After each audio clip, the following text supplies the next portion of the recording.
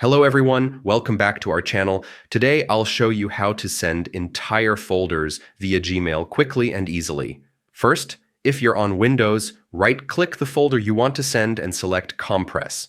On a Mac, right-click and choose Compress as well. This creates a zipped version of your folder, bundling all files into a single, easy-to-send file.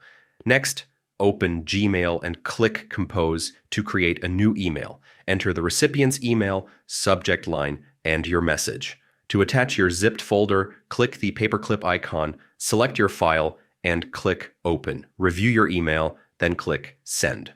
For larger folders, or if you prefer cloud sharing, you can use Google Drive.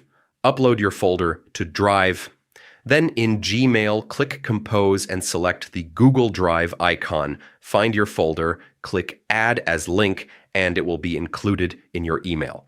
Finally, review and click Send, and that's it. Thanks for watching.